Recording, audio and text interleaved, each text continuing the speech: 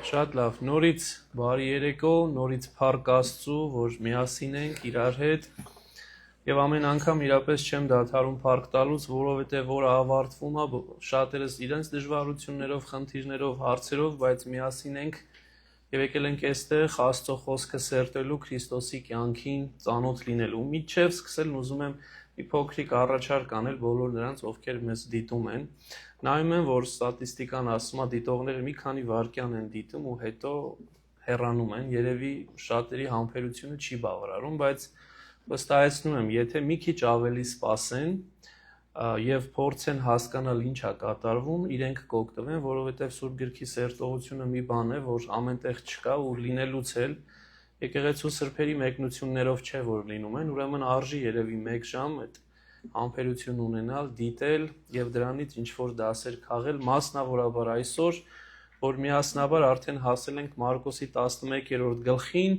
որտեղ ծաղկազարդի հենց այդ դրվագն է, Քրիստոսի հաղթական մուտքն է Երուսաղեմ։ Ուրեմն արդեն սկսում է վերջի շաբաթը Քրիստոսի երկրավոր կյանքի եւ այս շաբաթը մեկը մյուսից հետաքրքիր նյութեր են, որ պիտի լինեն այս Եվ միջև սկսել անշուշտ սրան, ուզում եմ հիշեցնել, թե մենք ինչի մասին խոսեցինք։ Խոսեցինք ընդհանրապես նախորդ թեման հարստության հետ էր կապված եւ վերջի նյութը այնտեղ էր, որ Քրիստոս Երիքով էր, Երիքով անցնելուց կույրին տեսավ, Բարտիմեոսին տեսավ եւ Բարտիմեոսը ի վերջո հետևեց Քրիստոսին ու գեղեցիկ մանրամասներ կան, որոնք չեմ ուզում կրկնել, որովհետև ամեն ինչ ձայնագրված է եւ բայց կարևոր բառերից մեկը, որ մենք կոչում ենք բանալի բառերից մեկը keywords, ճանապարհն էր եւ ճանապարհը բերեց Քրիստոսին, հասցրեց դեպի Երուսաղեմ, մի վայր, որտեղ որ կատարվելու էր իր կյանքի վերջի այդ շաբաթվա կարևոր դրվագները, ու այսօր ընթերցեմ այս նյութը, որ համեմատաբար ավելի կարճ է, ու փորձենք, ինչպես որ մեր եկեղեցու սրբերն են արել դարեր, եթե ոչ հազարամյակներ շարունակ նախադասություն առ նախադասություն հասկանանք, թե ավետարանը մեզ ինչ է ուզում ուսուցանել։ Ուրեմն հետևյալն է այսօրվա նյութը, որ Մարկոսի 11-րդ գլխի առաջի բաժնում է։ Ասում է, երբ մոտեցան Երուսաղեմին, Բեթփագեին եւ Բեթանիային, Ձիթենիաց լեռան մոտ, նա ուղարկեց աշակերտներից երկուսին եւ նրանց ասաց. Դուք գնացեք այդ գյուղը, որ ձեր դիմացն է եւ հենց որ այնտեղ մտնեք, կգտնեք մի կապված ավանակ, որի վրա ոչ մի մարդ արարած չի նստել, արձակեցեք այն եւ բերեք։ Եվ եթե մեկը ձեզ ասի այդ ավանակը ինչու եք արձակում, կասեք Տիրոջը պետք է, եւ նա իսկույն դրան այստեղ կուղարկի։ Գնացին եւ գտան ավանակը կապված դռան մոտ դրսում փողոցի մեջ եւ այն արձակեցին։ Եվ այնտեղ կանգնածներից ոմանք ասացին նրանց. Ինչ եք անում, ինչու եք այդ ավանակն արձակում։ Եվ նրանք նրանց ասացին. ինչպես Հիսուս ասել էր եւ նրանց թույլ տվին։ Ավանակը բերեցին Հիսուսի մոտ եւ դրա վրա զգեստներ գցեցին եւ Հիսուս նստեց դրանց վրա։ Եվ շատերն իրենց զգեստները փռում էին ճանապարհին եւ ուրիշներ ծառերից ճյուղեր էին կտրում ու գցում ճանապարհի վրա եւ նրանք, որ առաջից ու հետևից էին գնում, աղաղակում էին եւ ասում. Ով սաննա, բարձրյալին, օրհնյալ լինի նա, որ գալիս է Տիրոջ անունով, օրհնյալ լինի մեր հոր Դավթի թագավորությունը, որ գալիս է։ Խաղաղություն երկնքում եւ փառք բարձունքներում։ Եվ Հիսուս մտավ Երուսաղեմ, գնաց տաճար եւ նայեց իր շուրջը, ամեն ինչի վրա։ Եվ որովհետեւ երեկո ժամ էր, բարձրացավ Բեթանիա 12-ի հետ միասին։ Հաջորդ օրը, մինչ Բեթանիայից դուրս էին գալիս, Հիսուս քաղցած էր։ Եվ հեռվից մի տերևալից թզենի տեսնելով եկավ, որ թերևս նրա վրա մի բան գտնի։ Եվ երբ նրան մոտեցավ, ոչինչ չգտավ, այլ միայն տերև, որովհետև տակավին թզի ժամանակը չէր։ Հիսուս խոսքը թզենուն ուղեց եւ ասաց. «Էլ քեզնից ոչ ոք պտուղ չուտի, հավիտյան»։ Եվ նրա աշակերտները լսում էին։ Ահա այս թեման էր, որ միասնաբար պիտի սերտենք, եւ ինչպես որ խոսքի սկզբում ասացի, հասել ենք ավագ շաբաթվան, ընդհանրապես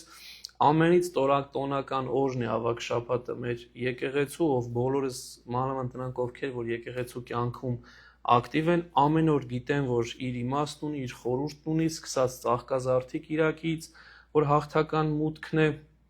եւ սա ինքնին մի բացառիկ նյութ է։ Իհարկե, ցավոք սրտի մենք հիմա չենք համընկնում, այս պահի դրությամբ մենք դեռ նոր ենք տարին ավարտում, բայց ինչ է լինի պարագան, վերհիշելը շատ օգտակար է, մանավանդ հաղթական մուտքը Երուսաղեմ ամեն օրվա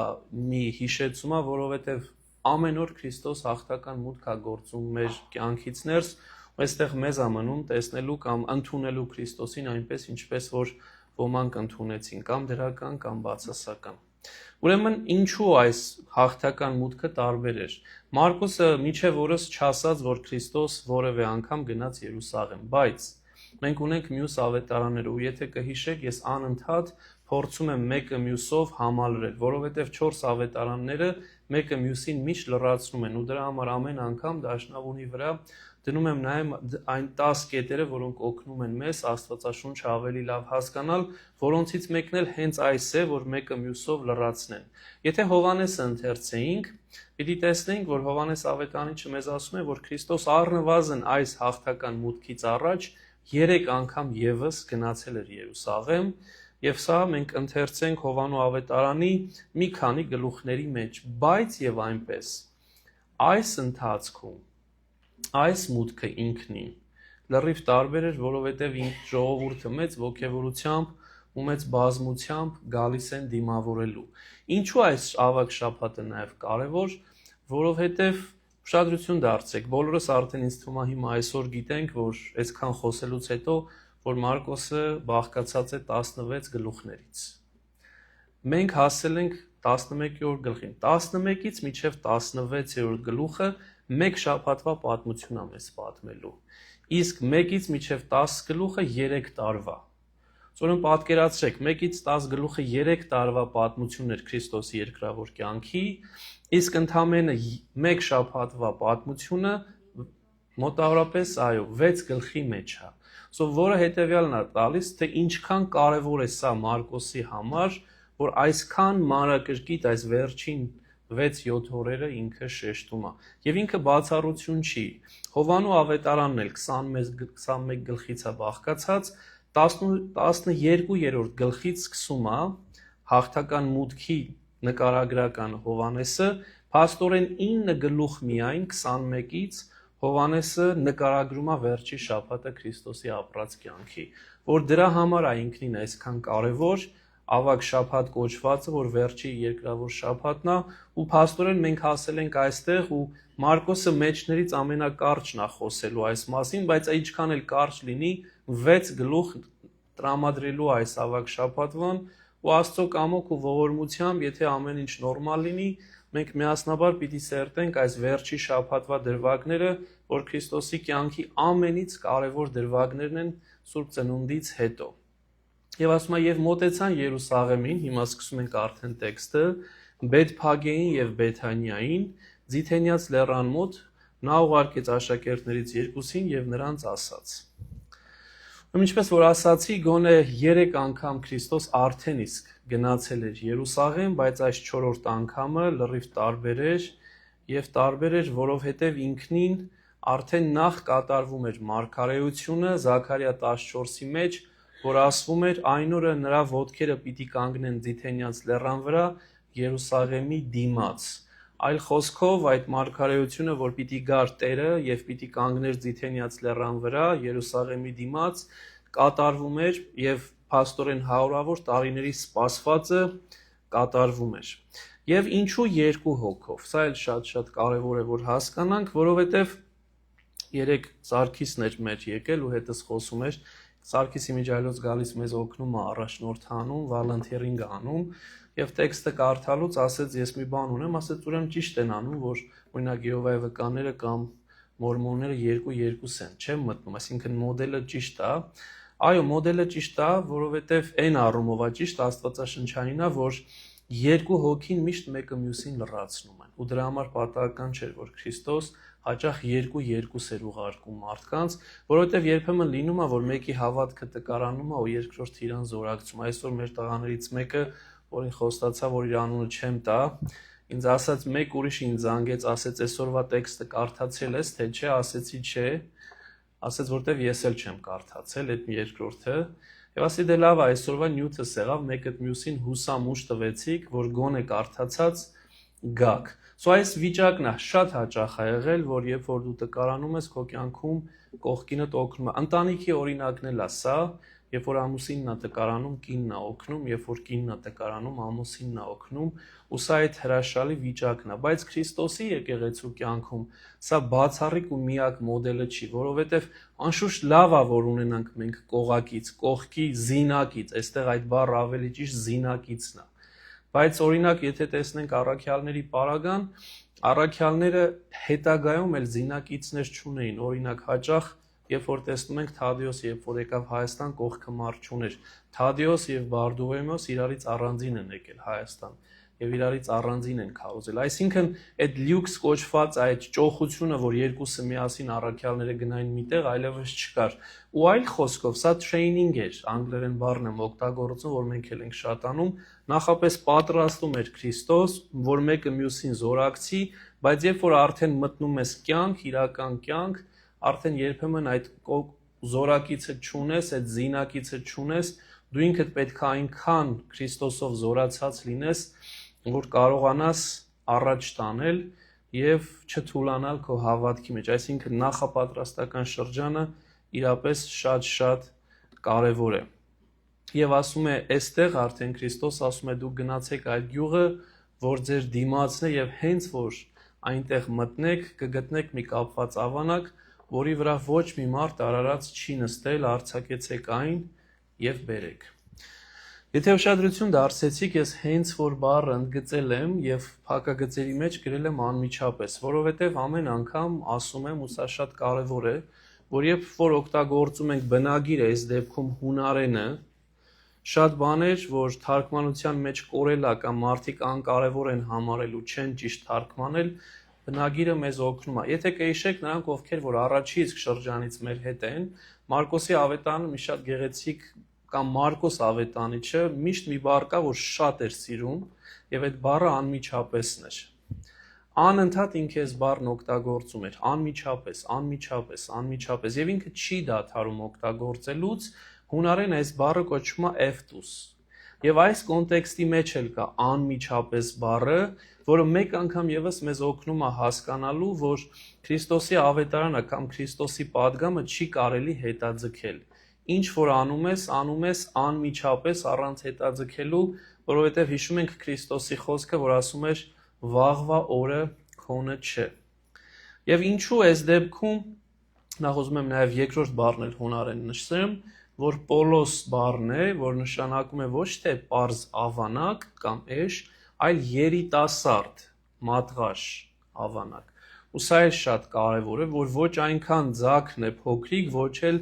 վերջնական հասունացածը, այլ դեռ երիտասարդ վիճակում է ու պատահական չի, որ Մարկոս հենց կոնկրետ այս բառն է օգտագործում, ցույց տալու համար, որ այս ավանակը երիտասարդ է, ինչու, որովհետև երբ որ այլաբանությունը խորքային ընկալումը փորձենք վերլուծել, կհասկանանք, թե սա ինչու այսքան կարևոր։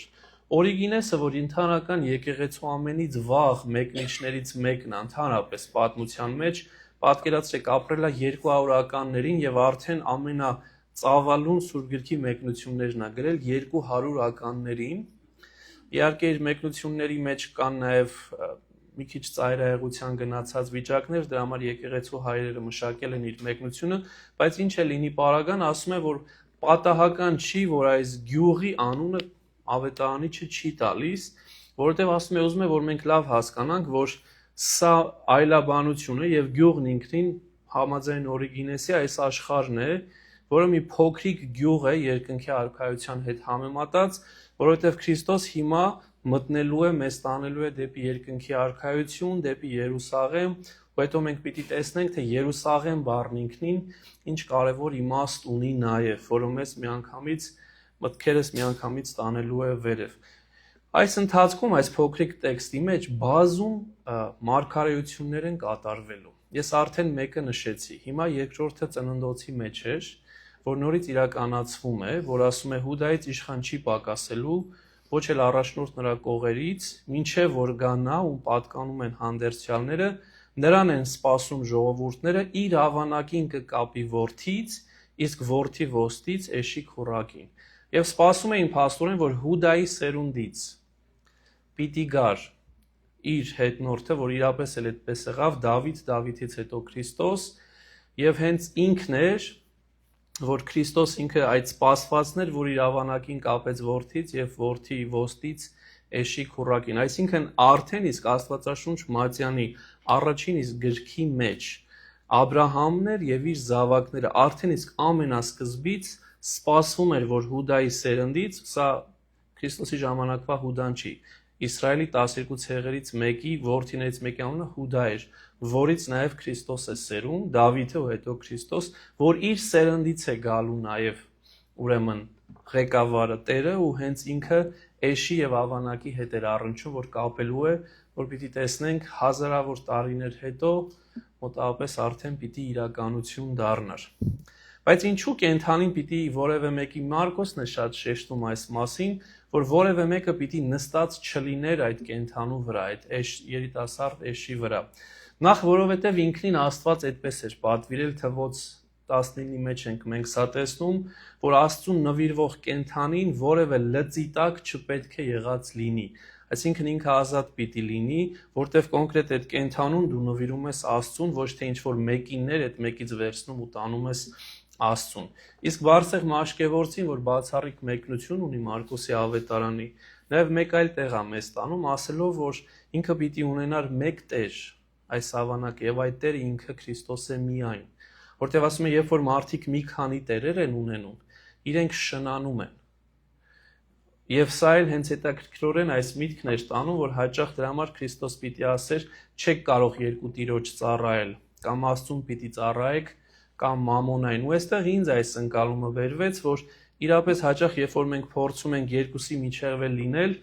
հայրերի ընկալմամբ, սրբերի ընկալմամբ, սա շնություն է, որովհետև ունես Քրիստոսին ու Քրիստոսի հետ եթե ուխտ ունես, ինչպես որ ամուսնուդ կամ կնոջդ հետ, այդ ուխտը դու միշտ պահում ես ու չես թողնում այդ ուխտը։ Ու դրա համար է պետք, որ այս էշը որևէ մեկին չունենար իր կյանքում եւ միակն ու անկրկնելին, որ պիտի լիներ իր Տերը, որ պիտի լիներ, դա մեր Տերն ու Փրկիչն էր Հիսուս Քրիստոս ինքը։ Գնանք առաջ։ Եվ ասում է, եւ եթե մեկը ձեզ ասի այդ ավանակը ինչու եք արձակում, կասեք Տիրոջը պետք է եւ նա իսկույն դրան այստեղ կուղարկի։ Հետաքրքիր է, երբ որ նոր մեկնիչներին էի կարդում պատրաստվելու ընթացքում, երկուսը գոնե այս բանն էին մեջբերում, որ ուրեմն Քրիստոս նախապես արդեն այդ էշի տերերի հետ խոսել պայմանավորվել էր ու ասել էր, որ առաքյալներիս ուղարկելու եմ եւ առաքյալներս կգան ու իրանց կտակ, որը որ այնքան բնորոշ է այսօրվա մեր historical critical method-ին, այսինքն ամեն ինչ կենցաղի են վերածում, գերբնական չկա, աստվածայինը դուրս են հանում։ Բայց ընդհանրական եկեղեցու հայրերը մշտապես դրա մեջ ոչ թե տեսել են նախապես ինչ-որ պայմանավորված հարց, այլ Քրիստոսի կանխագիտակցությունը, ինքը ամեն ինչ արդեն գիտի իր աստվածային էություն, ու դրա համար օրինակ Թեոփիլակտը բուլղարացի սուրբը 12-րդ դարի ասում էր, նրանք թույլ չէին տա իրենց կենթանուն վերցնել, եթե Աստծո զորությունը նրանք չզգային, քանի որ գյուղացի մարդիկ էին եւ կարիք ունեին կենթանիների։ Այսինքն այլ խոսքով այստեղ աստվածային նախ գիտակցությունն ու իմացությունը կար, որ կգնաք, իրանք ձեզ կասեն, բայց դուք իմ անունը կտաք եւ իրանք թույլ կտան, ոչ թե մարդկային ինչ-որ ճղճիմ հարցեր, որոնք նաեւ լուծումներ են գտնում։ Եվ այստեղ առաջի անգամն է այս ամբողջ պատմության մեջ վերջի շաբաթին ենք հասել Քրիստոս երկրավոր կյանքի, որ ինքն իրեն Տեր է կոչում, հունարեն Կիրիոս, որ նշանակում է անգլերեն Lord կամ ռուսերեն Господь, այսինքն Աստված։ Եվ հենց այստեղ է, որ կասեք իրեն, որ Տիրոջը եւ որոշիչ հոդով է սա ասում, ոչ թե որևէ մեկ Տեր, այլ կոնկրետ իր Տիրոջը պետք է։ Եվ սա ինքնին ցույց է տալի նրան, որ Քրիստոս ինքնին այդ Կիրիոս բառը օգտագործում է առաջի անգամ իր համար, իր իսկ համար։ Ասում է, եւ քանի որ այս հրահանգ եղավ, գնացին եւ գտան ավանակը կապված դռան մոտ, դրսում, փողոցի մեջ եւ այն արձակեցին։ Այստեղ միանգամից ինձ մի բան պատկերացրեցի այդ երկու առաքյալներից մեկին, որ Քրիստոս ինձ ինչ-որ մի բան է ասում ու երբեմն դա կարող է ինձ համար անտրամաբանական թվա, որտեղ գնալու եմ ինչ-որ մեկի կապված ավանակն արձակեմ, բերեմ։ Արդեն ինչ-որ չափով է, սա կարող է գողություն իմ համար մտածվի, որ ես ինչ իրավունք ունեմ ուրիշի ավանակը կամ ինչ-որ ունեցածը վերցնեմ, բերեմ, բայց քանի որ վստահում եմ իմ Տիրոջը Քրիստոսին ու քանի որ վստահում եմ իր խոսքին, ես գնում եմ, եւ եթե նույնիսկ այն անտրամաբանական է ինձ թվում, Միևնույնն է, իր խոսքին հավատալով ու վստահելով ես գնում եմ ու գտնում եմ այնպես, ինչպես որ Տերը ինձ ասել էր։ Այլ խոսքով իրապես այստեղ են կարևոր օրինակն է, որ եթե վստահեք իմ խոսքին, Քրիստոս ասում է, երբեք չեք ամաչի եւ երբեք չեք զղջա։ Եվ իրենք գնացին ու գտան։ Հետաքրքիր հավելում կա Մատթեոսը 21-րդ գլխի մեջ, այս դրվագը բոլոր 4 ավետարանիչներն էլ ունեն։ Մատթեոսն էլ ունի, Մարկոսն էլ, Ղուկասն էլ եւ Հովհաննեսն էլ։ Մատթեոսը ասում է, որ այնտեղ էշն ու քուրակն էին։ Բայց Մարկոսի մեջ սա միայն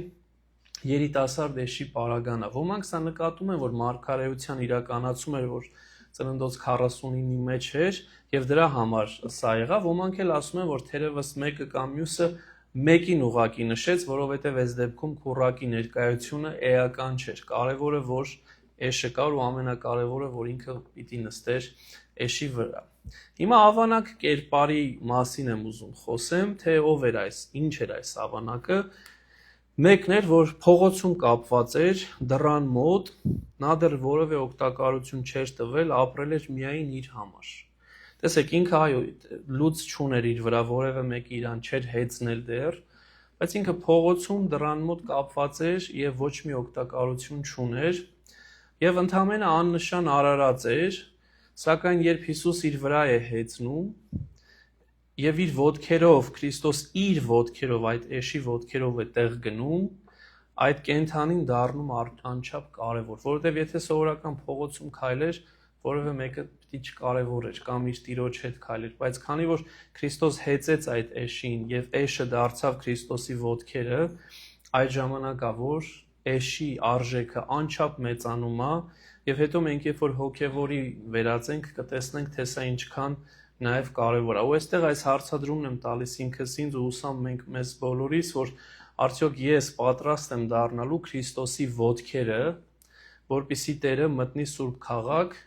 եւ լուսավորի, որովհետեւ այս կենթանին դարձավ այն ոտքերը, որոնց միջոցով Քրիստոս մտավ Սուրբ Քաղաք եւ լուսավորեց։ Եվ այս մասին գրել եմ, բայց հիմա էլ եմ ուզում խոսել, որ ամբողջ ավետարանի մեջ Քրիստոս երբեք որևէ մի կենթանուն չի հեծնում։ Բացարձակ չի հեծնում, միշտ ոտքով էր, ուր որ գնում էր,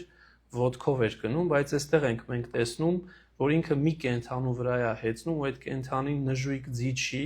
կամ կառքեր չեն, ինչպես որ անում էին թագավորները, այլ պարզ ու խոնար մի էշ էր, որը ինքնին ցույց է տալիս նաև իր խոնարհությունը։ Այս մասին դեռ խոսենք։ Ուրեմն ասում է գնացին եւ գտան ավանակը կապված դռան մոտ դրսում փողոցի մեջ եւ այն արձակեցին։ Եվ փաստորեն սա էր, որ իրականացավ։ Հիմա գանք հաջորդին։ Եվ այնտեղ կանգնածներից ոմանք ասացին նրան. «Ինչ եք անում, ինչու եք այդ ավանակն արձակում»։ Հետաքրքիր մի հավելում կա, որ Ղուկասն է մեզ տալիս, մյուս ավետարանները չունեն, ասում է ոչ թե այնտեղ կանգնածներն էին, այլ կոնկրետ այդ ավանակի տերերն էին։ Տեսեք Ղուկաս 9-ի մեջ իրականում սա պետք է լիներ 19, սխալ եմ գրել, ասում է եւ մինչ ավանակն արձակում էին, նրա տերերն ասացին նրանց. ավանակն ինչու եք արձակում։ Անգլերենում հետաքրքիր բառեր, երկու բառ կա, որ զատորոշումը հայերենում չկարողացա գտնել։ Մեկը honor,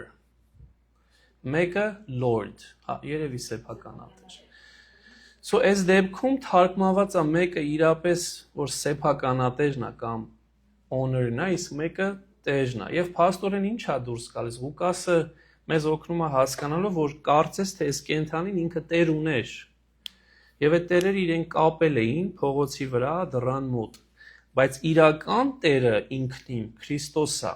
Եվ սա ավելի մեծ պատգամ է, քան Մարկոսի մոտ, որ մենք սա փաստորեն չտեսանք։ Եվ փաստորեն ինչ է դուրս գալիս, որ այս կապվածությունը, որ շատ ենք հիմա տեսնելու, կենթանին կապված էր, պիտի արձակենք, կգնա կգտնեք կապված կարձակեք։ Հետևյալ բանին է տանում մի անգամից հոգևորին, որ ընդհանրապես քրիստոնեական ընկալման մեջ միակ կապողը ինքը չարն է, եւ չարը մեզ կապում է մեղքի միջոցով, որովհետեւ եթե մեղքի մեջ ես, դու կապված ես։ Եթե դու օրինակ սուտ ես խոսել, դու կապված ես, կամ եթե դու գողությամբ ես զբաղվում կամ անառակությամբ կամ ինչ որ մեղավոր կյանքի մեջ ես, դու արդեն սահմանափակ ես, կապված ես, վախեցած ես եւ այդ կապանքներն ինքնին մեկ ուրիշն է քեզ տիրում, չնայած նրան, որ դու իր կոնկրետ ծառան չես, դու մեկ այլի ծառան ես, դու Քրիստոսի ծառան ես, բայց ինքը քեզ կապել է։ Եվ էսա պարագան, որ աշակերտները Քրիստոսի օրինակով եւ Քրիստոսի հրահանգով են գնում եւ արձակում են այն կենթանուն կամ այն էակին, որը որ ինքնին անազատ էր եւ ազատության մեջ են թողնում եւ դրա համար Վարսեղ Մաշկևորցին ասում է չարը նույն կերպ է վարվում մեզ իրենն է դարձնում կապելով, սակայն Քրիստոս գալիս է, որ ազատի։ Եվ ասում են, քանի որ սա ասեցին, եւ նրանք նրան ասացին, ինչպես Հիսուս ասել էր ու նրանց թույլ տվեցին։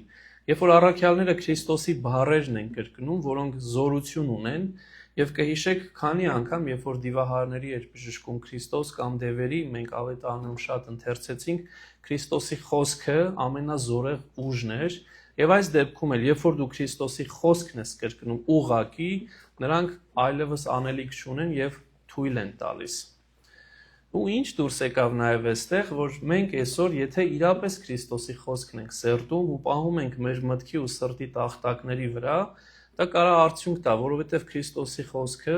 կարող է փակ դռներ բացի, հոգու ու մտքի դռներ բացի։ Դրա համար գրեցի, որ Տիրոջ սովորացրածը իր արդյունքը տվեց։ Քրիստոս նախապես ասաց ինչ կասեք բառացի, եւ երբ որ իրանք խնդրի առջև կանգնեցին, իսկ դա խնդիր էր, չէին թողնում, այդ բառերը երբ որ իրենք ասացին, այդ բառերն օգնեցին եւ իրենք նպատակին հասան։ Դրա համար ասում եմ, եթե իր խոսքերին եւ պատգամներին հետևենք պատգամներին Քրիստոսի,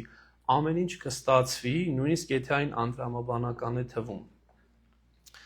Եվ այստեղ իրապես էս միտքն է, որովհետեւ այս մեր դարումով թույլ կտա, որ իր ունեցածից մի բան վերցնես ու հենց այնպես տանես։ Բնականաբար ոչ ոք, բայց եթե ունես Աստծո հրանգը, դու գնում ես ու ասում ես։ Ու այստեղ ուշադրություն դարձրեք, շատ կարևոր մի բան կար, ասում են նրանք ասացին այնպես, ինչպես Քրիստոսն էր ասել։ Ոստեղ այս միտքը այնքան կարևոր է, որովհետև երբեմն մենք Աստվածաշունչը վերցնում ենք կամ Աստծո խոսքը ու մեր բառերով ենք փոխանցում։ Ավելացնում ենք ինչ-որ բան, պակասեցնում ենք ինչ-որ բան, այլ խոսքով paraphrase ենք անում անգլերենով ասած։ Երեք մի երիտասարդի հետ էի խոսում, ամերիկացի, ինձ ասեց, որ Աստվածաշունչն ես նախընտրում, անգլերենի մասին էր, դե ասի ESV, RSV, դրանք ավելի մոտ են բնագրին ու ասեց, որ դրանք շատ դժվար են, ես այն Աստվածաշունչներն եմ նախընտրում, որ շատ հեշտ են, NIV եւ մյուսները, ասեցի, բայց դա paraphrase-ը, այսինքն դրանք կոնկրետ այդ մարդու բառերն են, որևէ մեկի թարգմանիչի բառերն են, ոչ թե Քրիստոսի բառերն են։ Ու հենց այստեղ կարծես հաջորդ օրը այս խոսքը ինչ որ չափով իրականացավ, որ առաքյալները ոչ թե իրենց բառերն էին ավելացնում Քրիստոսի խոսքի վրա, այլ ասում էին այնպես, ինչպես որ Քրիստոս էր ասել։ Ու եթե սրա ավելի մեծ պատկերը տեսնենք, նույն ավետարանիչը, լինի դա Մարկոսը, լինի դա Ղուկասը, լինի դա Մատթեոսը, թե Հովհաննեսը, գրել են այնպես, ինչպես Քրիստոսը ասել, որ որևէ բան չավելացնեն եւ որևէ բան չպակասեցնեն։ Ու մեզանից յուրաքանչյուրն էլ կարևոր է, որ սա գիտակցի։ Այլ խոսքով, եթե Հայկի խոսքերը պիտի paraphrase անենք կամ որևէ մեկից, խնդիր չի ընդհանրապես։ Կարելի է անել, չնայած երբեմն նույնիսկ դա էլ է զգում, որ քո խոսքը վերցնում իրենց ձևով են ներկայացնում, ասում ես, բայց ես հենց այդպես չեմ ասել, ես ուրիշ ձև եմ ասել, ու նույնիսկ կարող է տոնը տարբեր ասես, նույն բառերը ուրիշ բան դուրս գա, բայց Աստծո խոսքը ինչ է լինի պարագան, ինչպես որ կա, այնպես պիտի թողնենք եւ ոչ մի բան չավելացնենք։ Եվ նաեւ վերջի միտքը, որ ուզում եմ այստեղ կիսել, քանի որ դեռ էշ կերպարի վրա ենք, որ շատ կարեւոր է այստեղ, որ էշին ուղղորդել է պետք եւ ինչպես են ընդհանրապես կենթանուն ուղղորդում, երբ որ սանձ են դնում բերանը։ Երբ որ սանձ են դնում բերանը, ըստ այդմ արդեն իրեն տանում են աջ, ցախ, կամ ասում են արագ գնա, կամ ասում են կանգնիր։ Մարդու պարագայում էլ սանձ կա, ու այս սանձը մենք տեսնում մանավանդ Հակոբոս առաքյալի թղթի մեջ, եւ հետագայում նաեւ Պետրոս առաքյալ էս մասին էր խոսում, որ մարդու միտքն ու լեզուն նախ պետք է սանձել, որտեւ երբեմն երբ որ մեր միտքը ու մանավանդ մեր լեզուն չի սանձվում, մենք լուրջ մեղքի մեջ ենք ընկնում։ Միտքը երբ որ գայթակղում ես հազար ու մի բան տեսնելով, ու չես կարողանում սանձել միտքդ, ու այսօր այնքան հեշտ է գայթակղվել աշխարհում, եւ լեզուդ, որ երբեմն պիտի բաներ ասեիր, չպիտի ասեիր, ասում ես, ընկնում ես լուրջ գայթակղության մեջ, կամ երբ որ պիտի ասեիր ու չես ասում, հետո միշտ քեզ մեղադրում ես, թե ինչու այդ միտքը Չասեցի, որովհետև եթե ասեի, դա ինչ որ դրական փոփոխություն կբերեր։ Ուրեմն այս երկուսի պարագայում է սանձը կարևոր է, եւ այս սանձը մարդու պարագայում միտքն ու լեզուն են, իսկ կենթանու պարագայում բերանն է, որը օգնում է, որ մարդը կամ այս դեպքում արարածը ճիշտ ուղղությամբ գնա։ Ուրեմն ինչ եղավ, այսքանը նախապատրաստական էր։ Հիմա ավանակին բերում են Հիսուսի մոտ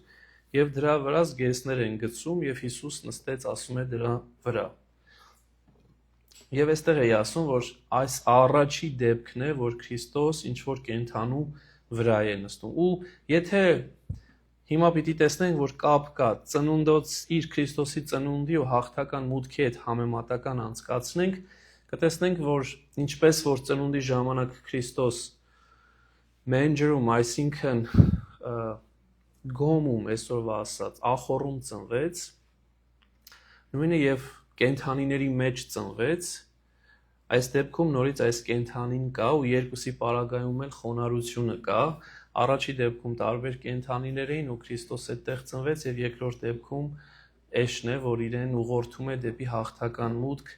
դեպի Երուսաղեմ, այլ խոսքով եւ սա ընդհանրապես շատ մոտ է նրան, որ հարությունն է։ Ուրեմն ծնունդից գրեթե միջև հարություն այս խոնարհությունն է եւ այս խոնարհությունն ինքնին մեծագույն դաս է մեզանից յուրաքանչյուրին։ Եվ ինչ եղավ, փաստորեն Քրիստոսի նստատեղը, գահը, որտեղ հաճախ սա գահ է կոչվում, չէ՞, նստատեղը, դարձան առաքյալների զգեստները։ Այստեղ էլ ոչ միայն Քրիստոսի խոնարհությունն ենք տեսնում, որ էշի վրա նստած գնաց, այլ այլ առաքյալների, որ իրենց զգեստները հանեցին եւ փռեցին Քրիստոսի էշի վրա, որպեսզի Քրիստոս նստի այդ կենթանու վրա։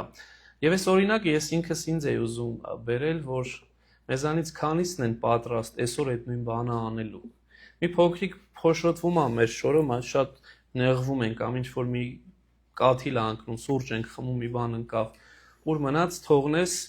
որ մեկ այլ մարդ, այս դեպքում Քրիստոս, նստի, ճմրթի, կեղտոտի, փչացնի։ Մենք այնքան նյութապաշտ ենք հաճախ դարձել, ու սա նաև մեզ դասա, որ առաքյալները նման բան չունեին, խոնարհ են եւ այդ խոնարհությունը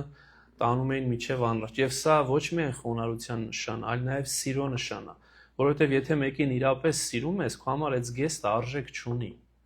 Բայց եթե չես սիրում, այդ զգեստը ավելի արժեք ունի, հաճախ այդքան այդ մարդկային հարաբերությունը։ Որտեւ եթե քո ամենասիրելին ուզեր ոչ միայն զգեստը, այլ բոլոր զգեստներդ կարող էիր տանել, ասել խնդրեմ նստի մենակ թե քեզ ոչինչ չպատահի։ Ու քանի որ ես մասին էի մտածում, հիշեցի ժամանակին Սրբազանը, որ 1700-ամյակի կազմակերպիչ հանձնախմբի նախագահն էր եկեղեցու կողմից, կհիշեք 2001 թվականին մենք բոլորս միասին նշեցինք քրիստոնեության ընդունման 1700-ամյակը Հայաստանում։ Ինքը մի երկու անգամ իր սենյակում, երբ որ հավաքվում ենք, պատմել այդ միտքը, որ 1700-ամյակում ինչ որ ծրագիր կար, որ ժամանակի նախագահը եւ կաթողիկոսը միասին էշի վրա, ամեն մեկը առանձին էշի վրա, պիտի նստած գային հրապարակ, ցույց տալով այդ խոնարհությունը ու այդ հեզությունը, ինչ որ ուներ Քրիստոս։ Եվ ասում է շատերը ծիծաղեցին, ասեցին սա անիմաստ հիմար միտք է ու հանկարծ այս բանը չանեք ու ի վերջո այդ միտքը չիրականացավ։ Ես անընդհատ այս մասին մտածել եմ, բայց այո, այսօրվա աշխարհը ինչպես որ հնում էլ Քրիստոսից առաջ, սա ծաղրելու էր մեծամեծների համար, այսինքն եթե հիմա որտեվ ինքը իբրև արքա է մտնում, այս մասին ենք տեսնելու, ինչ արքա, եթե էշի վրա ես նստում։ Բայց ամբողջ իմաստը հենց սրա մեջ է, այս խոնարհության մեջ է, իշխանություն խոնարհությամբ։ Եվ արդյոք մենք այսօր չենք փոխել մեր մտայնությունը, արդյոք մենք ունենք այն ինչ որ Քրիստոս էր մեզ ասում, որ չամաչենք խոնարհությունից, որովհետև այս նույն պարագանը այսօր մենք ամաչում ենք այդ ամենից։ Տեսեք օրինակ բերեմ, կարևորը էշը չէր, այլ էշի վրայի նստողը Քրիստոս, որտև Քրիստոս էր այդ կենթանուն արժեք տվողը, իսկ այսօր մեզ համար կարևորը մեքենան է, ոչ թե մեքենայի մեջի մարդը։ Եվ տեսեք ոնց է փոխվել։ Մարդն է, որ կարևորում է կամ արժևորում է, լինի մեքենան, լինի կենթանին, լինի որևէ այլ բան։ Եվ այսօր մենք քանի որ չենք ուզում մեզ կարևորել ու մեզ բարձրացնել Աստծո աչքերում, այսինքն մեր առաքինի կյանքով ու գործով, մեզ համար երկրորդական ինչ որ կարող է դա մեքենա լինի, կարող է դա զարդ լինի, ինչպես որ նախորդ անգամ ասեցի, կարող է դա ինչ-որ, չգիտեմ, բրենդ լինի, դրանով ենք մենք ինքնահաստատվում եւ դրանով ենք ուզում ցույց տալ, որ մենք հասարակության մեջ բարձր դիրք ունենք։ Քրիստոս կարիք չուներ նժույգի, որ ցույց տար, որ ինքը հասարակության մեջ բարձր դիրք ուներ, արդեն իրենից ճառագում էր իր բարձրությունը։ Եվ ոչ միայն ինքն էր բարձր, այլ նաև իր հետ բոլոր եղողներն էին բարձրանում, ու այստեղ է արժեքը մարդու։ Եթե դու իրապես Աստծով ես, դու քո կողքիններին էլ ես բարձրացնում։ Իսկ եթե քո մեջ Աստված չկա, եւ դու ընդամենը փուչ ես ու քո էությունը փորձում ես, հիմա պիտի տեսնենք, թզենուման ծածկել տերևներով ընդամենը, որ դու ինչ-որ բան ես քեզանից ներկայացնում, դրանով դու ոչ թե օգնելու ես քո շրջապատին, այլ ընդամենը վնասելու ես քո շրջապատին։ Եվ հիմա փաստորեն հասնում ենք մյուս նախադասությունը, որ ասում է, եւ շատերն իրենց գեստները փռում էին ճանապարհին եւ ուրիշներ ծառերից ճյուղեր էին կտրում եւ գցում ճանապարհի վրա։ Հիմա հասանք հենց կարծես թե հենց ամենակարևոր դրվագին,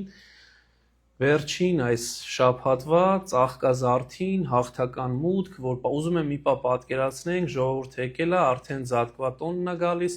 բոլոր իրար հետ աղաղակում են,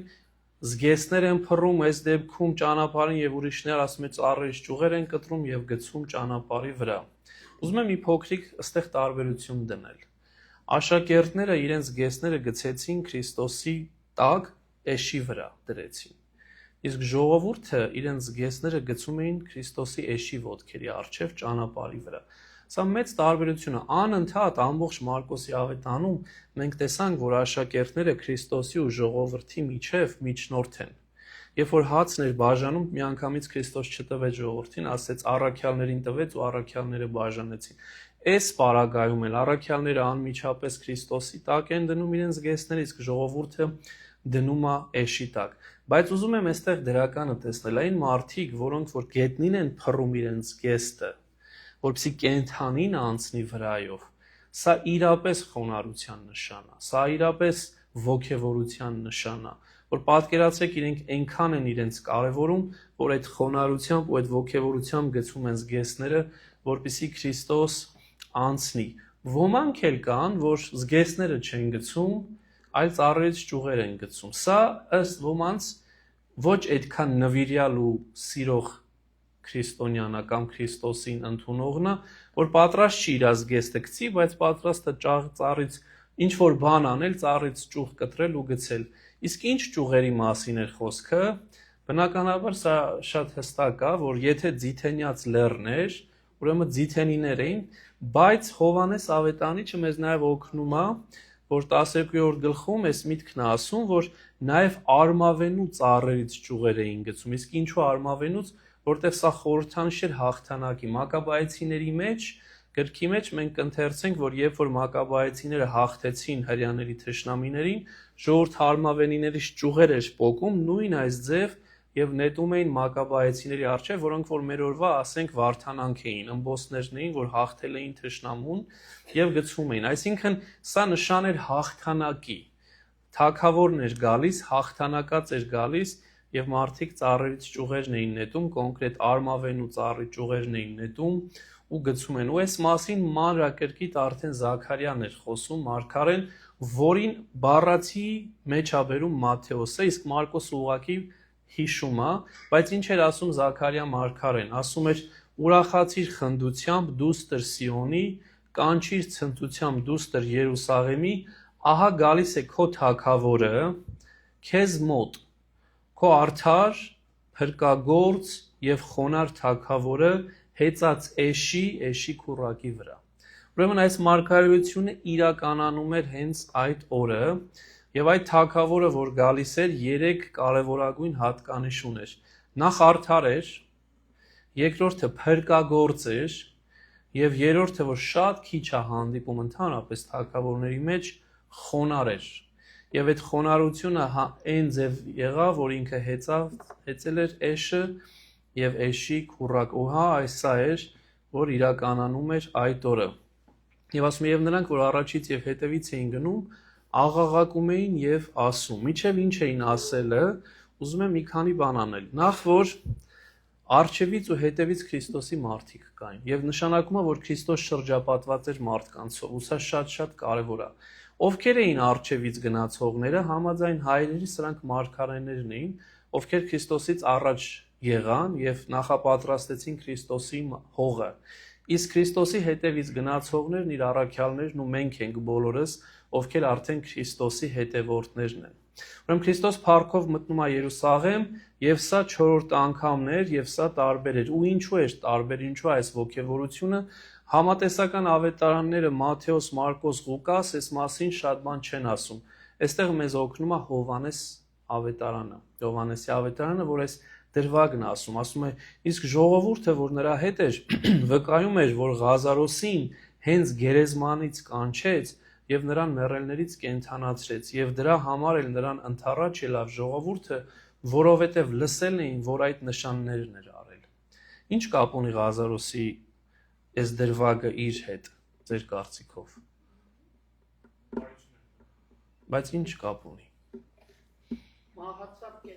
որտեվ 1 կամ 2 օր առաջ էր եղել ընդամենը Քրիստոս այնպես իր ճանապարհը դասավորեց որ սա մենակ Հովհաննեսի մոտ ենք տեսնում Հովհաննես 11-ում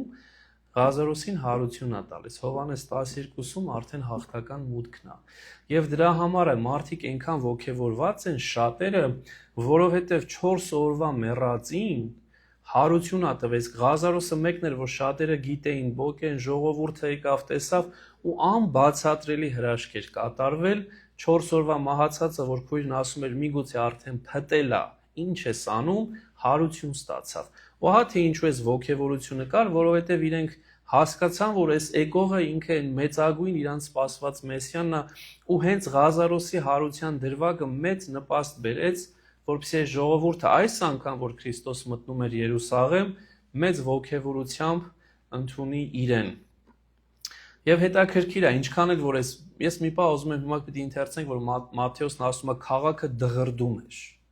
Եվ այդ քաղաքը մոտավորապես հին ժամանակվա համար մեծ քաղաք էր, ոմանց կարծիքով 40,000 բնակչություն ուներ, որ այդ 2000 տարվա համար շատ մեծ թիվ էր։ Ասում է քաղաքը դղրդում էր, այսինքն ոչ թե մի փոքրիկ խումբ էր, որ Քրիստոսին ընդունում էր, այլ մի ամբողջ քաղաք էր ընդունում Քրիստոսին Եվ այդքանով հանդերձ ես պատկերացնում եմ այդ ողջևորությունը, ուզում եմ մի պահ հետ գնանք Մարկոսի ավետարանում ու հիշենք, որ հենց սրան էլ դրդում սպասում էին առաքյալները, որ ասում էին ով է մեզանից մեծը լինելու, ես թե դու եւ կռիվ կար հենց նախորդ գլխում մենք ընթերցում, սա էին ակնկալում, որ հիմա մեծ թագավորը մտավ, մենք էլ իր անմիջականներն ենք եւ հիմա ինքը նստելու է գահին, մեկը ձախին, մեկը աջին ու Քրիստոս հենց սրա համար էր իրենց զգուշացնում 3 անգամ Նախորդ անգամ ընթերցեցինք,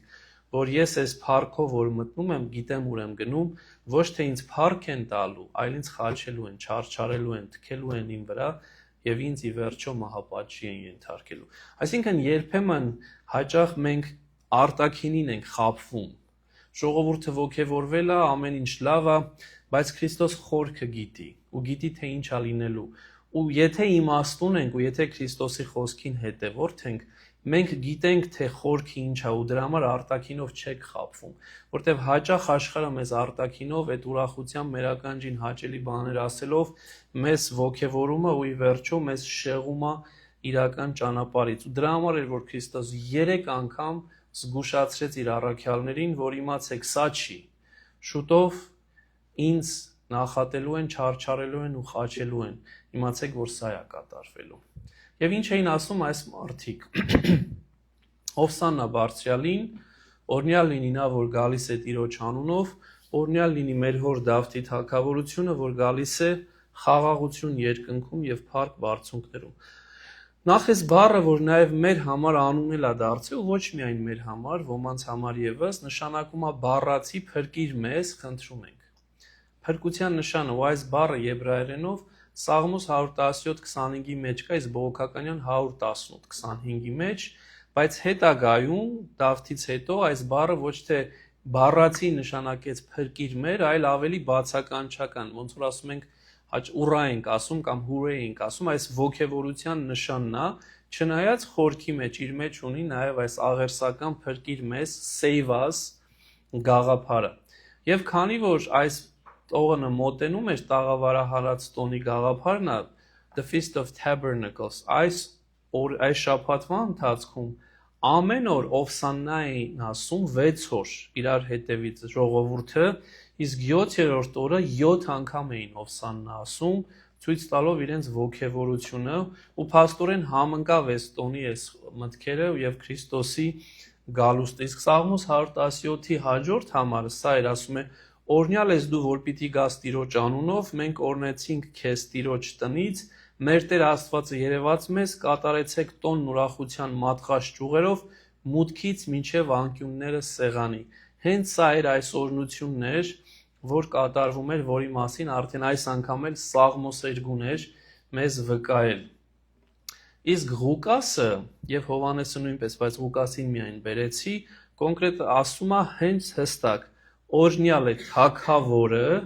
որ գալիս է Տիրոջ անունով։ Քրիստոսին իբրև հստակ թագավոր է ցույց տալիս։ Ուրեմն հրեաներն ընդունում էին թագավորին։ Իրական թագավորը գալիս էր։ Հիշում եք, երբ որ մենք խոսում ենք այս մասին, մանավանդ հացի բազմացման շրջաններ, ասացինք, որ Հովանու 6-ի մեջ էլ կապ տեսանք, որ երբ որ ուզում էին բռնեն Քրիստոսին տանեին թագավոր դարձնեն, Քրիստոս չուզեց։ Բայց հիմա, որտեվ ժամանակը չէր հասել, Քրիստոս դեմ չի կանգնում, որ իրեն թագավոր են կոչում, որ իրեն բացականչում են եւ ինքը էշի վրա նստած գալիս է, ինչու, որտեվ հայրերն ասում են ցույց տվեց, որ իրականում ինքը թագավոր է, բայց ոչ թե ինչ որ փոքրիկ մի տարածքի թագավոր է, այլ ինքը Հավիտյան թագավորն է, որի մասին հիմա հաջորդ սլայդում եմ ուզում խոսել։ Այո, Քրիստոս թագավորն է, բայց այստեղ մի քանի հարցեր ունեմ, Պես մեր հարցերը ինձ թվում է, այս հարցերը մեզանից յուրաքանչյուրը պիտի պատասխանի։ Բայց ինչի թագավորն է Քրիստոս։ Հրեաների թագավորն է։ Խաչի վրա գրված էր։ Մարդկության թագավորն է, տիեզերքի թագավորն է, իմ թագավորն է, թե իմ ընտանիքի թագավորն է։ Այս հարցադրումը ես ինձ պետք է տամ։ Երկրորդ, նա ժամանակի թագավոր էր, թե հավիտենական թագավորն է, որտեվ եթե ժամանակի եղավ ապրեց ու գնաց։ Երրորդ, նա տիրող թագավոր է, թե սիրող թագավոր է, որտեվ հաճախ թագավորները տիրում են, բռնանում են, պարտադրում են, իմպոզ են անում։ Ինքը սիրող թագավորն է։ Նա գոռոզ թագավոր է, թե խոնարհ թագավոր է։ Սա էլ լրիվ տարբեր է։ Եվ հինգերորդ, նա ակտիվ թագավոր է իմ կյանքում, ինքը իմ կյանքում այսօր դեր ունի, թե պասիվ ու անհոգ թագավոր է։ Սա էլ մի բան է, որ մեզանից յուրաքանչյուրը պիտի իր համար մտածի։ Ու վերջո այս վերջի միտքը գրեցի, որ Քրիստոս թագավորների թագավորն է, ոչ թե պարզ թագավորը, բայց սա մեր համար հաճախ, ես իմ անունից խոսեմ, թեորիա է։ Սա պիտի կյանքի վերածենք ամենօրյա հարաբերության հետ լինելով մեր Տիրոջ ու թագավորի հետ։ Այս դեպքում հրեաները ճիշտ էին հասկացել, որ Քրիստոս թագավորն, այսինքն մեկն է, որի խոսքը բեկման ենթակա չի։ Ինքը իմ տերն է, ինքն իմ արարիչն է։ Փառքի բարձունս Աստծո, ուշադրություն, եթե դարձեցիք, այս օրհնությունը երկու մասից էր բաղկացած։ Մեկը Օվսանո բարձյալին, օրհնյալ լինի նա, որ գալիս է Տիրոջ անունով, իսկ մյուսը խաղաղություն երկնքում եւ փառք բարձունքներում։ Եվ միանգամից անդրադարձանք, որ փառքի բարձունս Աստծուն, որ մենք հաճախ նաեւ երկում ենք շարականը, ինքնին գալիս է չէ Աստվածաշնչից, բայց երկու տեղ է փաստորեն։ Մեկը Սուրբ Ծննդյան ավետիսի ժամանակ էր, երբ որ Ղուկասի ավետարանում ենք ընթերցում, որ ասում է փառք Աստծուն բարձունքներում եւ երկրի վրա խաղաղություն եւ հաճություն մարդկանց մեջ։ Սա հրեշտակների աղոթքն է, սա հրեշտակների փառաբանությունն է։ Բայց մյուսն էլ կա հաղթական մուտքի, որ կատարվեց հենց այսօր, երբ որ ասում է խաղաղություն երկնքում եւ փառք բարձունքներում։ Բառերը մի քիչ տարբեր են, բայց խորքի մեջ նույն իմաստն է արտահայտում մի հիմնական տարբերությամբ։ Ուրեմն տեսեք, ասում եմ, այս բառերը նաեւ օգտագործեցին հրեշտակները ծննդյան ավետիսը տալու ժամանակ միայն մի տարբերությամբ։ Խաղաղությունը ոչ միայն բարձունքներում էր, այլ երկրի վրա։ Եվ փաստորեն ինչու եմ սա ասում, որովհետեւ այս բառը, որ դրել եմ այստեղ, Երուշալայիմ է, այսինքն Երուսաղեմ։ Եվ Երուսաղեմ բառը ինքնին նշանակում է նախ շալոմ կամ բառը նշանակում է խաղաղություն։ Այսինքն քաղաքն ինքնին կոչված է խաղաղության քաղաք։ Եվ փաստորեն այդ խաղաղության քաղաքը չունի խաղաղություն, եթե խաղաղությունը ինքնին, ով մեր Տերն ու Փրկիչն է, Հիսուս Քրիստոս մեջը չի։ Բայց երբ որ Քրիստոս մեջն է մտնում, Երուսաղեմն ինքնին դառնում է այդ խաղաղության քաղաքը, բայց ինչու շեշտեցի, որ ոչ միայն բարձունքներում, այլ նաև երկրի վրա, որովհետև եբրայերեն քերականության մեջ, այս մասին ես բավական խոսել եմ, տարբերություն կա, որը հետաքրքիր է։ Եբրայերենում կա եզակի, երկակի եւ հոգնակի, singular, dual ու plural։ Dual-ը մեկն է, որ երկուսն է, առանձնանում է երկուսը, որից հետո արդեն plural-ն է գալի հոգնակին, որ 3 եւ ավել է։ Երուշալայում այս ային վերջավորությունը, որ տեսնում եք վերջին, սա dual-ն է, երկակին է։ Եվ արդեն հայերերը ի սկզբանե ասում են, որ Աստված պատահական չի, որ այս քաղաքի անունը երկակի վերջավորությամբ է, որովհետև մեկը երկրի վրա է, մեկը երկնքում է, ու դրա համար ենք մենք հաճախ նորից հենց մեր աղոթքների մեջ ասում վերին Երուսաղեմ, որովհետև բառն ինքնին արդեն ցույց է տալիս, որ այս Երուսաղեմը երկուսն է։ Եվ դրա համար էլ այստեղ մենք տեսնում ենք, որ Քրիստոս մտավ իրականում այդ խաղաղությունը բերելու ու աշկևորցին ասում է ում հետ խաղաղություն բերելու։ Բերելու հրեային հեթանոսի հետ խաղաղություն, ծառային տիրոջ հետ խաղաղություն, կնոջը տղամարդու հետ խաղաղություն, չգիտեմ, այս բոլորի խաղաղությունը Քրիստոս բերեց, որ այդ բոլորի խաղաղությունը իր անձով բերեց։ Եվ որովհետև եթե իրեն ենք ընդունում, մենք խնդիր չունենք, մենք թշնամություն չունենք մեկս մյուսի հետ։ Ահա թե ինչու եւ խաղաղությունը երկրի վրա էր եւ նաեւ բարձունքներում։ Եվ մեր նպատակն է, որ երկրի վրա էլ ունենանք այդ խաղաղությունը, գոնե ինքներս մեր մեջ եւ մեր անմիջական հարազատի ու շրջապատի հետ։ Ասում եմ, եւ Հիսուս մտավ Երուսաղեմ, գնաց տաճար ու նայեց իր շուրջը ամեն ինչի վրա։ Նախ ուզում եմ այս բանի վրա բերել, որ Քրիստոս սովորական ձև չի մտնում տաճար։ Ոմանք տաճար էին մտնում տուրիստի նման ու հաճախ մենք էլ երբ որ գնում ենք ինչ-որ միտեղ, տուրիստի աչքերով ենք նայում։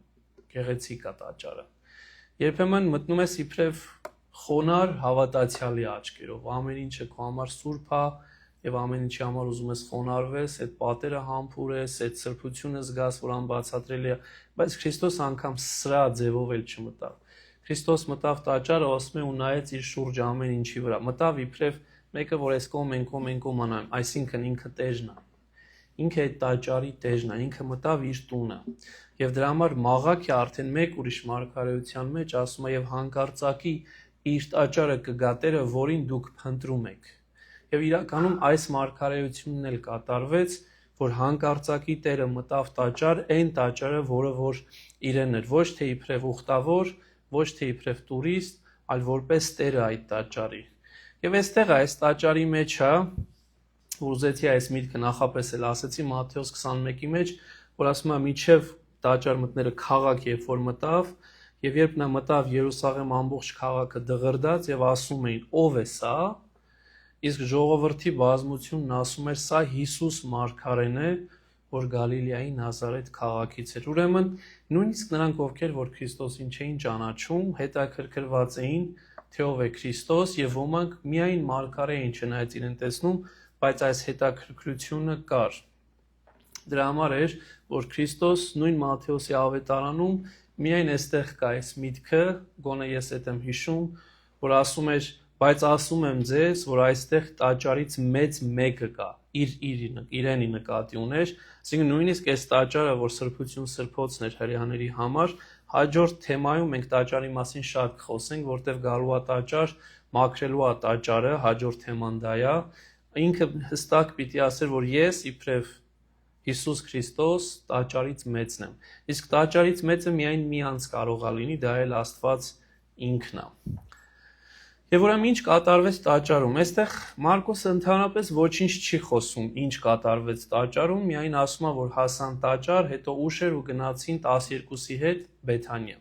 Բայց նորից մեզ օգնում են մյուս ավետարանիչները, որ մի քիչ ավելի ընդհանրական, ամբողջական պատկեր ստանանք, թե երբ որ Քրիստոս մտավ տաճար, հենց ծաղկազարդի օրը ինչ կատարվեց։ Նախ Մատթեոսին մեջ բերեն, որ ասում է տաճարի մեջ կույրեր եւ կաղեր Հիսուսին մոտեցան եւ նա բժշկեց նրանց, երբ քահանայապետներն ու օրենսգետները տեսան այս քանչելիքները, որ նա արեց եւ մանուկներին, որ տաճարի մեջ աղաղակում էին ու ասում օրնություն Դավթի որդուն բարկացան եւ ասացին նրան լսում ես դրանք ինչ են ասում Հիսուս նրանց ասաց այո դուք չեք կարդացել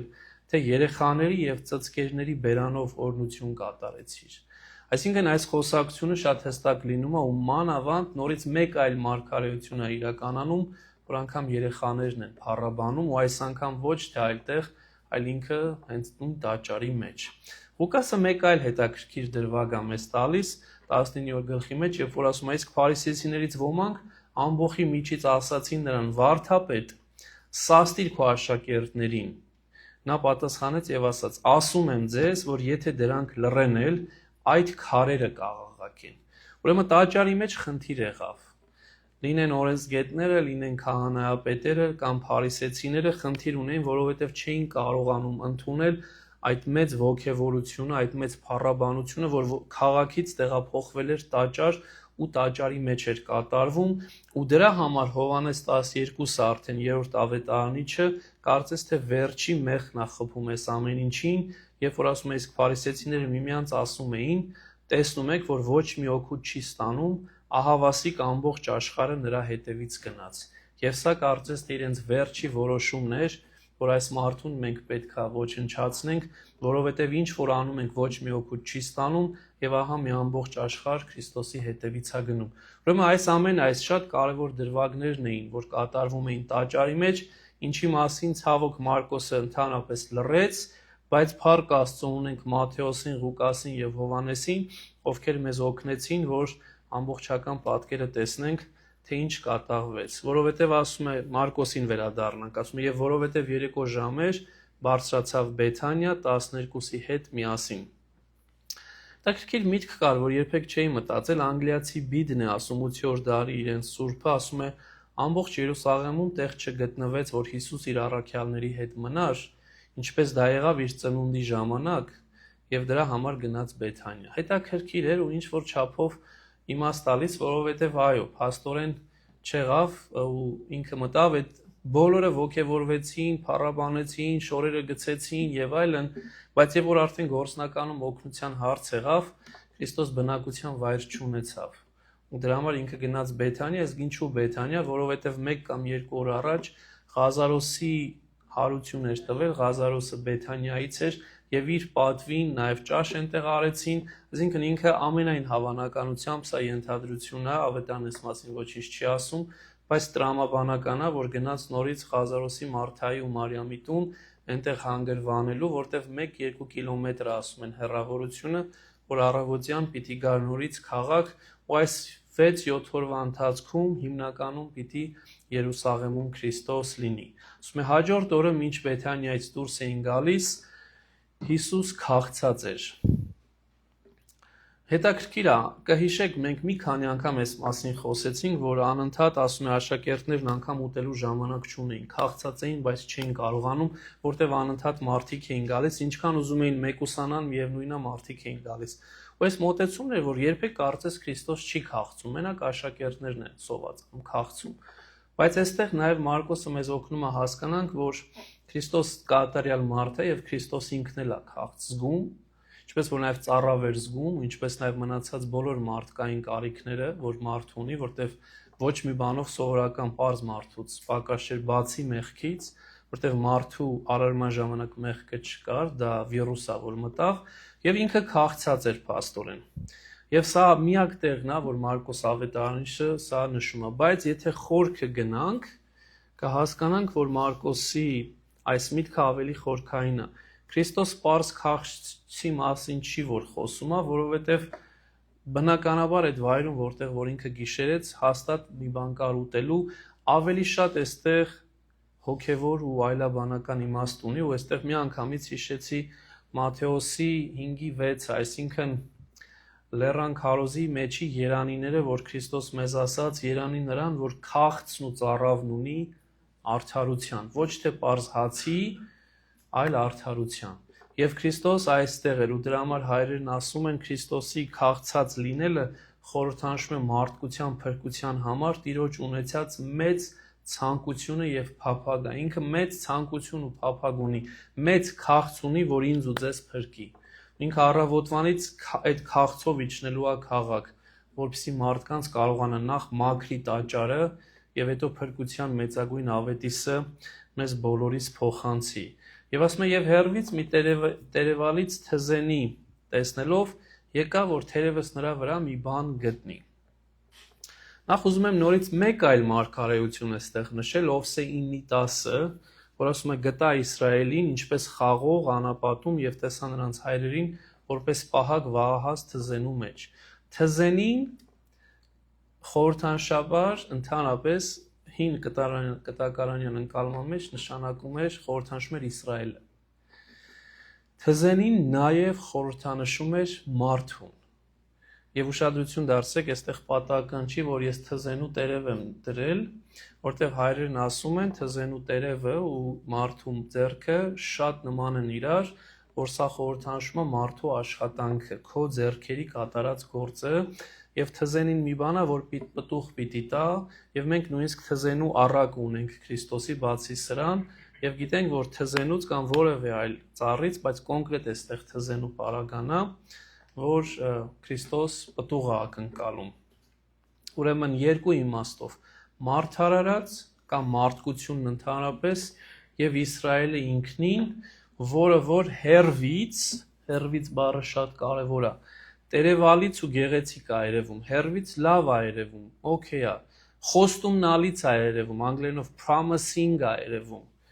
հերվից լավն է։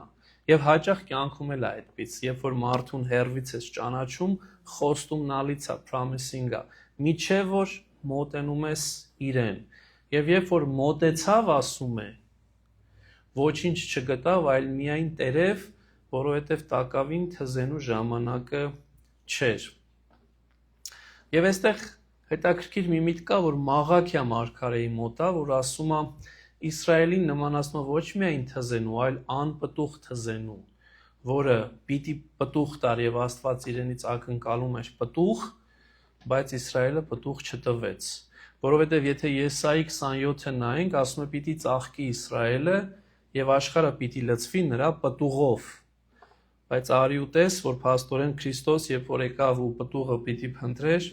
այդ պտուղը չկար։ Ինչու վաղահաս։ Շատ հետաքրքիր մի միտք կա, որ այս թզենին, բայց չպիտի էլ ծաղկեր, որովհետև դեռ ժամանակը չէր։ Բայց եթե Սուրբ Գիրքը նայում ենք, մանավանդ Եսայի 28-ը մի գլուխ ենկում, տեսնում ենք, որ այնտեղ ասում է, որ կա վաղահաս թզենի, այսինքն թզենիներ կային, որոնք ժամանակից շուտ էին պտուղ տալիս եւ այդքան էլ անտրամաբանական չէր պտուղ տալը։ Եվ ընդհանրապես հետաքրքրորեն թզենին ինքնին այնքան խորհրդանշական է, որովհետև երբ որ Ադամն ու Եվան մեղանչեցին, առաջի մարդիկ մեղանչում են։ Ուրիշ ծառի պտուղից իրենք չփորձեցին բան անել, Մեսրոպ էստեղ է։ Չէ, Վարդան ջան, մի հատ կօգնես ինձ։ Ուրիշ ծառի պտուղից չփորձեցին տերևներ հավաքել եւ իրենց մերկությունը փակել, այլ թզենուց։ Որ նաև հենց այստեղ է դուրս գալիս, որ մարդը իր ձեռքերով էր փորձում իր բարոյական մերկությունը ծածկել ու նորից պատահական չի, որ սա թզենու տերևներն էին եւ թզենու տերևն ինքնին ժամանակավոր ինչ-որ մի լուծում է, բայց իրականում ոչինչ չի, որովհետեւ հենց նույն Ծննդոց 3-ի մեջ պիտի տեսնենք, որ թզենու տերևները բավարար չէին եւ Աստված ինքը ասում է կաշես գեստ պատրաստեց եւ հագցրեց մարդկանց։ Շնորհակալ եմ եղբայրս։ Ցույց տալու համար, որ այն ինչ որ մարդը անում է թզենու տերևով, ոչ մի բան չի կարող անել։ Ուրեմն փաստորեն առաջի իսկ մարդուց սկսած թզենի եւ թզենու տերև գաղափարը արդեն կա եւ պատահական չի, որ Քրիստոսի փրկagorցության վերջի արդեն իր կետին նորից թզենին ինքնին գործ ունի։ Փաստորեն եւ այստեղ ուզում եմ վերջի հարցը տամ. արդյոք մենք տերևներով չենք ծածկում մեր հոգեվոր անպտղությունն ու դատարկությունը։ Սա էլ մի ուրիշ բան է։ Եթե անկեղծ լինենք, երբեմն ես ինձ շատ եմ բռնել այդ մտքի հետ, որ դու քեզ ուզում ես ցույց տաս իբրև մեկը, որ չես։ Եվ այդ նույն էս կերպարն է, դու տերևներով ես քեզ ծածկում, դու պտուղ չունես։ Բայց տերևներով ծածկում ես, որպեսզի այնպեսի տպավորություն թողնես, թե դու պտղատում ծառ ես։ Բայց երբ որ Աստված մոտենում է, հերվից միգուցե եւ այդպես է, բայց երբ որ սկսում է քննել, ուսումնասիրել, տեսնում ես, որ դու քեզանից ոչինչ չես ներկայացնում։ Թերևս մենք մեզ խաբում ենք, Թերևս մենք կարող է դիմացինին էլ խաբենք, մեր գործատուին խաբենք, մեր հարազատին խաբենք, ցույց տանք, թե մենք լավ պտղատու ծառ ենք, որտեղ շատ տերևներով փակել ենք, դրսից լավն ենք երևում, բայց Աստուն չեն կարող խաբել։ Ու դրա համար, եթե մենք մեզ բռնում ենք այդ մտքին, որ երբեմն մենք ավելի շատ տերևալից ծառ ենք, շատ տերևներով, ոչ թե պտուղ տվող, ուրեմն ժամանակն է, որ ինքներս մեր հետ գոնե անկեղծ լինենք ու փորձենք փոխել այս վիճակը, որտեվ այս շատ կարճ է, երկար կյանք չունի այս լիքը տերևներով առանց պտուղ տալու պտղատու ծառի կյանքը, որ հաճախ նաև մենք ենք։ Եվ այստեղ է, որ Քրիստոս թզենուն ուղղում է իր խոսքն ու ասում, «Էլ քեզնից ոչ ոք պտուղ չուտի հավիտյան», եւ ասում են նրա աշակերտները լսում էին։ Ինչու եմ սա նշում, նախ առաջի նախադասությունը գրեցի, որ Աստված նաև, այս բառը կարևոր է, նաև պատժող Աստված է։ Սա մենք չենք ուզում հասկանալ, որտեվ աշխարհը այստեղ այն վիճակին է, այս մասին շատ եմ խոսել, որ մենք միշտ Աստծուն ուզում ենք միայն ներող տեսնել, Աստված ներող է, Աստված ողորմած է եւ այլն, ու վերջ ինչ էլ անեմ, մեկը Աստված ինձ ներելու է ու ողորմալու է։ Դա ճշմարտություն չի։ Աստված ներող ու ողորմած է միջև քո վերջի շունչը։ Բայց երբ որ վերջի շունչը փչեցիր, այլևս ահեղ դատաստան է քեզ սպասում ու այնց նույն Քրիստոս, որ քո փրկիչն էր, դառնում է քո դատավորը, որովհետև մի ամբողջ կյանք ինքը քո հետ էր ու քեզանից ակնկալում էր ապաշխարություն ու ճանապարհի փոփոխություն ու կյանքի իրական իմաստ։ Բայց ու անընդհատ ինքը մեզ հիշեցնում է, որ մի պատրանքին գնացեք, ես պատժող եմ նաև, ես կարող եմ պատժել ու ես պատժելու եմ, այլապես եթե պատիժ չլինի, դժոխք չի լինի, բայց դժոխք կա ու ինքը շատ հստակ է այս մասին խոսում, նշանակում է պատիժ կա ու ինչու է ինքը պատիժի համար ինձ հիշեցնում,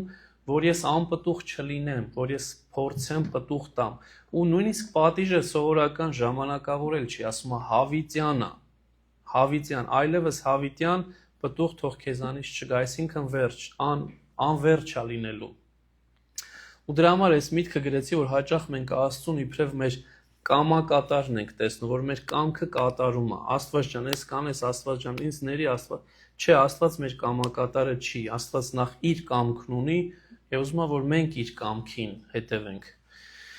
Բայց երբեմն ինձ մոտեցել ու ասել են, բայց ինչի Քրիստոս այսքան դաժան գտնվեց այդ ծառի հանդեպ։ Ու սա ինքնին երկու իմաստով։ Նախ, որտեվ չենք հասկանում, թե ով է Քրիստոս։ Քրիստոս աշխարհի տրիլիոնավոր ծառերի արարիչն է, անչափ ծառերի, ամեն վայրկյան չգիտես ինչքան ծառ է ծաղկում կամ ծլում, որտեվ ինքն է արարիչը ու Հովանու ավետարանը հստակ է, չկա մի բան, որ ստեղծվել է առանց իրա կամ ստեղծվում է այս պահին։ Ինքը արարիչն է։ Եվ երկրորդը սա այլաբանություն է, որը մեզ օգնում է հասկանանք, որ ստեղ մարդու մասին է խոսքը։ Եվ երբ որ հիմա մենք կոնտեքստի մեջ ենք նայելու, որ 10 կետերից երկրորդն է, օրինակ, կոնտեքստը հասկանանք, կտեսնենք, որ այս կոնտեքստի մեջ ինքը հիմա սա տանելու է դեպի տաճար, տանելու է դեպի մարդ հարարածը ու ցույց է տալու նաև այրի կնոջ օրինակով, թե ինչ է նշանակում իրական պտուղ տալը ու ոչ թե ձևական տերև կամ ավելորդից մի բան տալը ու ասելը, որ այսքանը բավարար է, այրի կնոջ լուման էլ հաջորդ գլխի մեջ է լինելու։ Եվ դրա համար գրեցի, որ հաջորդ նյութը մեզ ամեն ինչ կբացատրի այս թզենու իրական պատգամի մասին։ Հետաքրքիր է, այստեղ նաև գրում են, որ նա թե քաղց էր զգում եւ թե միևնույն ժամանակ իշխանություն ուներ ծառը չորացնելու։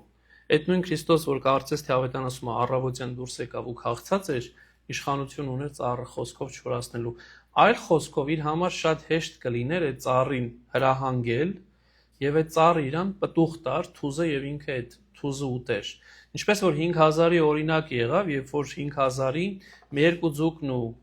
5 նկանակը 5000-ին կերակրեց եւ ասում է 12 սակար լիքը դեռ կտորտանքներ մնացին։ Բայց եթե ինքը այդ հրաշքը կատարեր,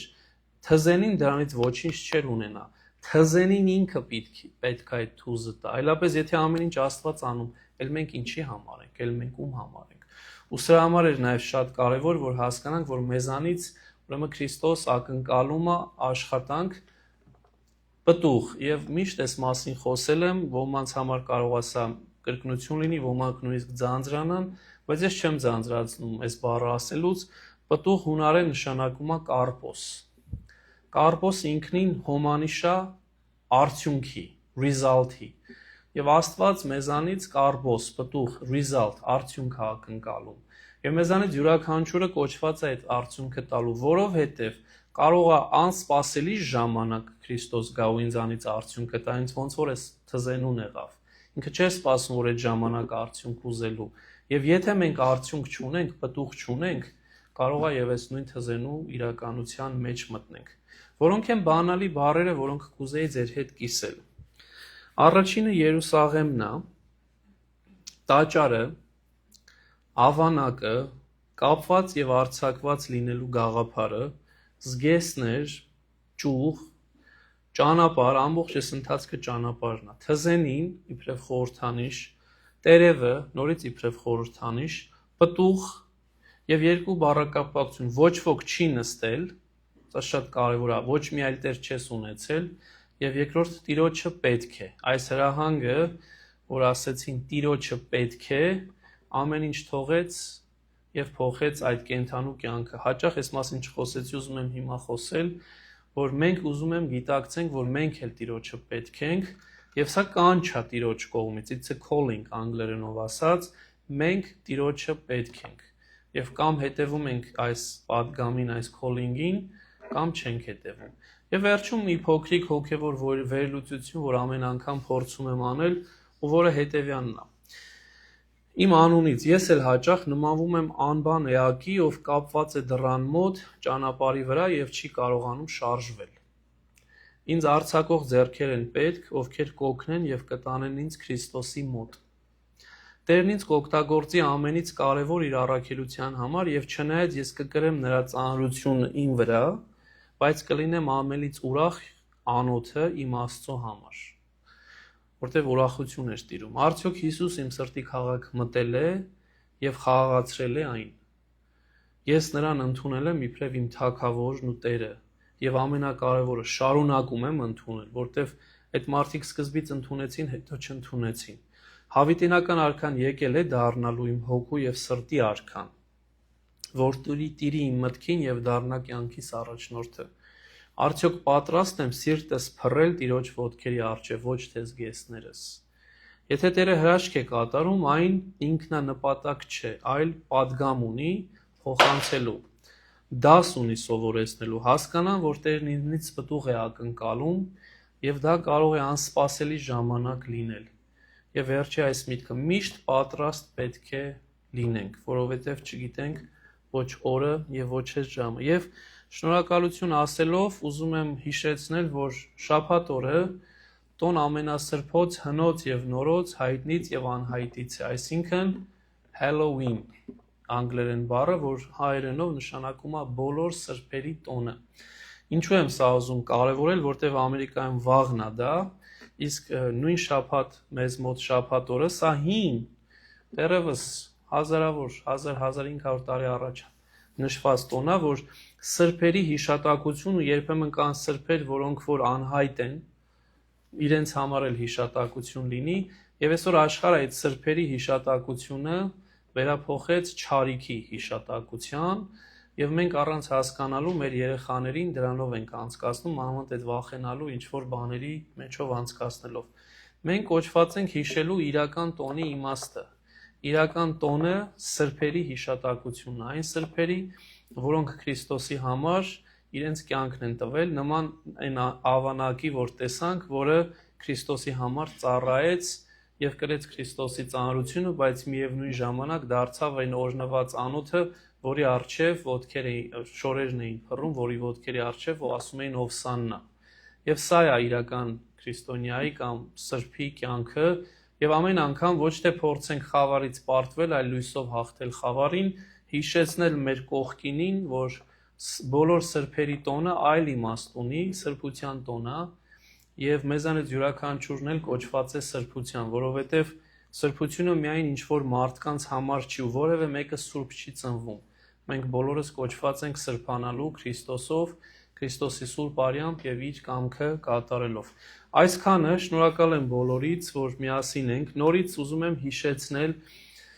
որ ես այստեղ